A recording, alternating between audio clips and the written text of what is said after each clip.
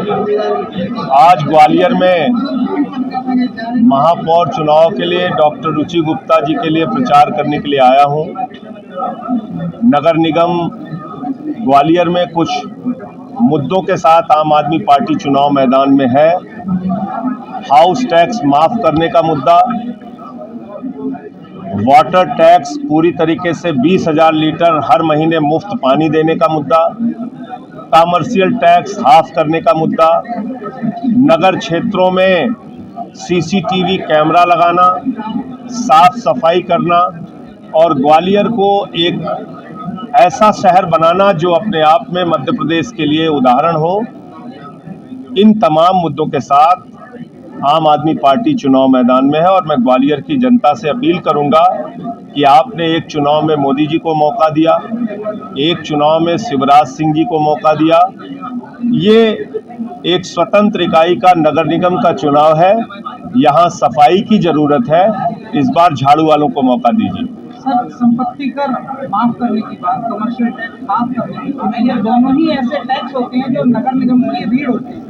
तो अगर ऐसा होता है तो नगर निगम कैसे चलाएगा? देखिए, ऐसा है कि नगर निगम के पास तमाम स्टैंड के ठेकों का, तमाम सरकारी अनुदानों का, राज्य सरकार का भी अनुदान और केंद्र सरकार का अनुदान, और ऐसा कोई नहीं कि कोई हम अतिरिक्त मांग कर रहे हैं। एक निश्चित अनुदान हर शहर के विकास के लिए आता है और उसमें स्मार्ट सिटी के जरिए भी पैसा आता है, उसमें अमृत योजना का भी पैसा आता है। तमाम नगरीय क्षेत्र के लिए योजनाएं आती हैं केंद्र से लेकर राज्य सरकारों की, और इसके अलावा नगर निगम की अपनी आमदनी के बहुत सारे जरिए होते हैं। इसलिए कोई ज़रूरत नहीं है ये हाउस टैक्स का बर्डन डालने की।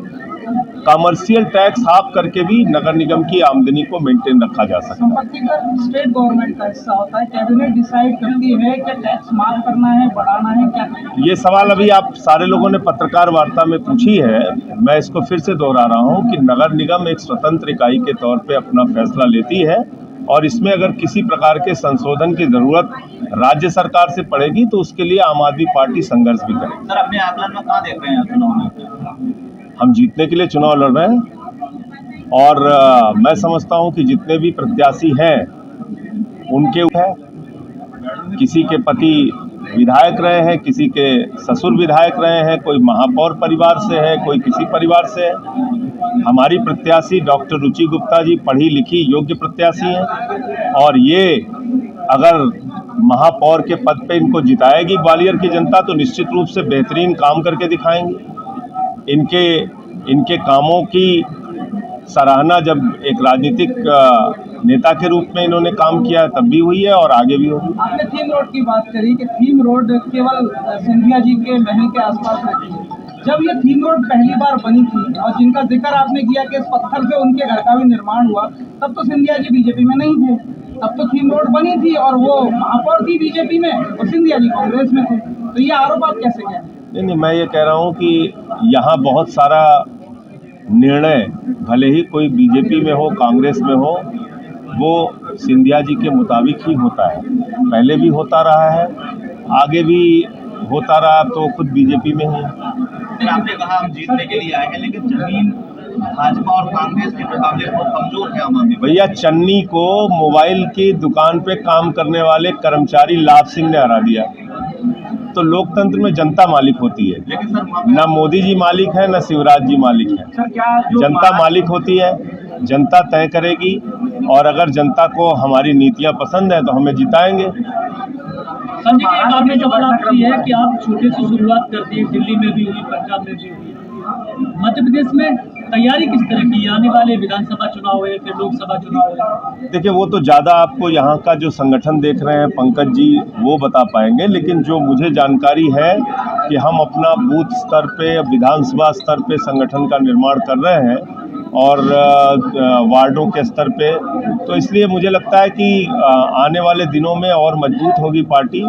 ये परिणाम जो नगर निगम के आएंगे ये भी हमारे लिए आगे का रास्ता खोलेगा। सर, महाराष्ट्र में जो घटनाक्रम हुआ है उसे कैसे देखते हैं आप, और उद्धव सरकार जिस तरह से गिरी है? देखिए, बीजेपी एक एमएलए किडनैपिंग गैंग बन चुकी है और उसका काम जैसे हमारे यहाँ ट्रेनों में जहर खुरानी गिरोह चलता है, वैसे ही पूरे देश में जहर खुरानी का गिरोह चला रहे हैं। ये लोग नफरत का बीज फैला रहे हैं। महाराष्ट्र की घटना लोकतंत्र के ऊपर एक गहरा हमला है, गहरा आघात है, और जिस तरह से ईडी का दुरुपयोग किया जा रहा है वो बहुत बड़ी चिंता का विषय है। ईडी भारतीय जनता पार्टी का कार्यालय बन गई है। आप मुझे बताइए, 10,000 करोड़ लूट के विजय माल्या भाग गया, ईडी ने क्या किया? 20,000 करोड़ लूट के नीरव मोदी, मेहुल चौकसी भाग गया, ईडी ने क्या किया?